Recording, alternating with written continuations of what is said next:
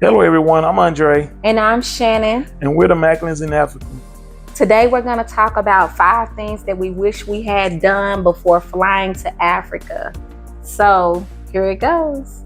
One of the things is going to be banking. And paying for services in other countries. So when we say that, it's like we want to make sure that you know the processes is.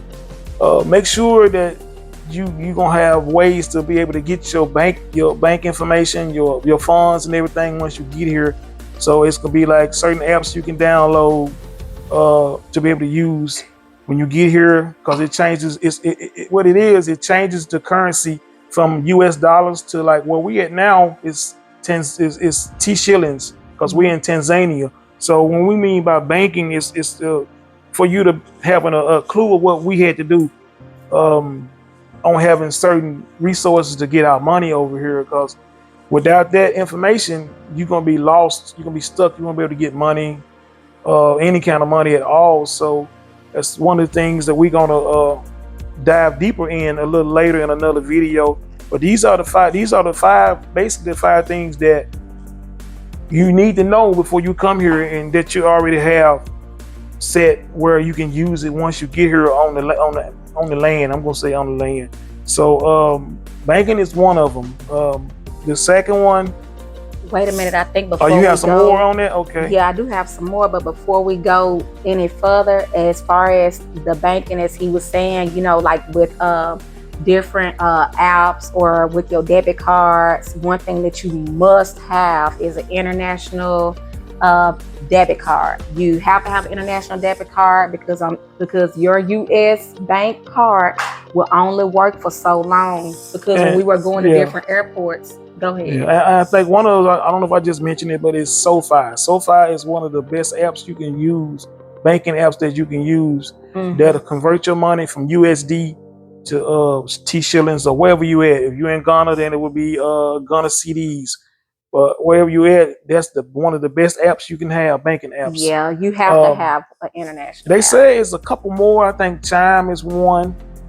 Yeah, but I think with Chime is good. You can turn on international purchases, but you can't go to an ATM and get any money or anything like that. Yeah. So it's really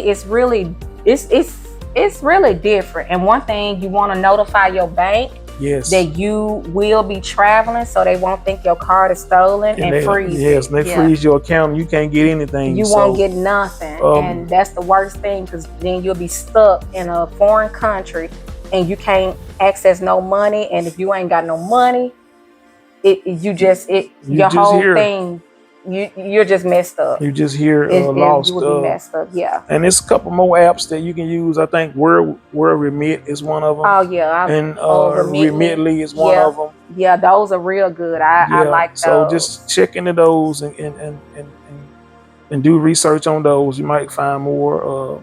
But those are the ones that we used. Right. So we're gonna go to the second thing that you should have before you come over here.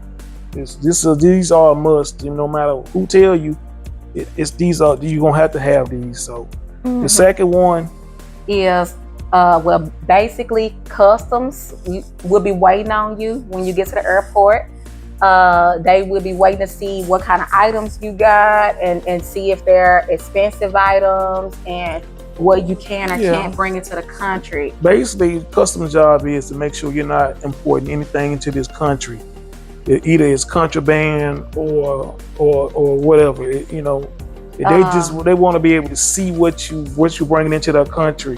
Now, it's all countries got their own customs and duty taxes and everything. So if you bring in merchandise over here that's worth over $1,000, you're gonna get charged duties. It's a duty tax. I brought a printer and a cutting machine.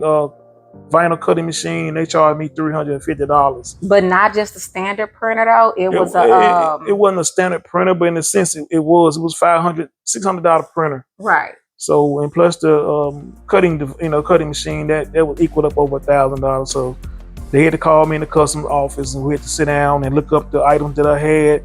And he showed me, and I told him which one it was, and did the little calculation and it ended up being $350. So it's custom. So when you come over here, I ain't telling you to lie on what it costs, because they're gonna get in the computer and look it up anyway. It don't matter what you tell them. But if you to maybe you before you get the custom, because they X-raying every bag that comes through there, they're gonna X-ray it and they're gonna see what's in it, and they're gonna ask you, well, how much this costs? You know, they gonna write the price down, and then if it reaches that certain price, they finna send you into the customs office. So maybe if I would have told them everything was cheaper, maybe they wouldn't even took me in the customs office. I don't know, but it's just something to be aware of. Just check with your your local state laws and stuff before you bring stuff. Because I'm thinking I could have paid for that before I got here, or I don't know how that works. I didn't know I had to pay it before we left the airport. So that's customs. It's just be prepared. If you got expensive items, they're gonna charge you for it, or they expect you to come over here and try to make money with the stuff that you bring in.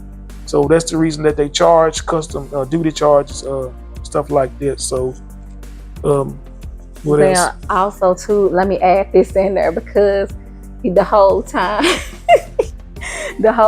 we was on our way to the airport, and we were packing and stuff for the airport. He just knew that we were gonna get stopped because of different things that we had, and we probably weren't supposed to bring them on the plane or bring them into the country and stuff. But he was the one that got stopped. So that right there was funny. But now, while he was in there in the office with the customs people, we were basically just opening our suitcases or whatever, so they can look inside of them and stuff. They didn't rummage through our stuff or anything like that. We just moved certain stuff aside just where they could see it, and they just asked, like, what is this item, if they weren't sure on what it was, and we closed it right up. But we were at the airport for probably, it felt like 3 or 4 hours. Yeah, it was a while. and it was because he was in there with customs and he got caught. But well, I ain't gonna say got caught. So anyway, moving on, the next thing that we want to talk about is your phone service and making sure you have an international unlocked phone. So I heard about this thing called Travel Sim, but I didn't hear anything about it until after we got here, so that didn't really do me any good. So the only thing that we had basically was just when we got a Wi-Fi connection after we left Philadelphia and we made it to Doha. As long as we were able to get on the Wi-Fi, we can kind of pull up some of the internet stuff or whatever. So we use stuff like Facebook and all that to let family know where we were and that we were okay. Let me see but as far as talking to people, I downloaded Free Tone, which it worked sometimes honestly it didn't work. So we weren't really able to just talk to anybody once we left the US. So one thing I think that you should really look into is Travel Sim. A Travel Sim, and making sure your phone is internationally unlocked. But that was the only way for us to communicate. And you talking about like 33 hours of flying and layovers and all that stuff, and coming to a new country. And then once we got to our hotel, we had Wi-Fi again, and so we were able to download WhatsApp, which was the main thing that we used. Was WhatsApp. And then we got a phone about 3 days later. About 3 days later, we were able to go get phone service. You can get an eSIMs from your service provider. It'll probably charge you a little more, but that's another way that you can internationally use your own SIMs card coming over here. But it's a roaming and roaming. You gotta worry about roaming charges and all that stuff. But you can ask your service provider, do they or if your phone is capable of using eSIMs. But without that, you're going to have some way of communication. You're going to have Wi-Fi. Yeah, you gotta have Wi-Fi. Without Wi-Fi, and the airports, luckily they got Wi-Fi.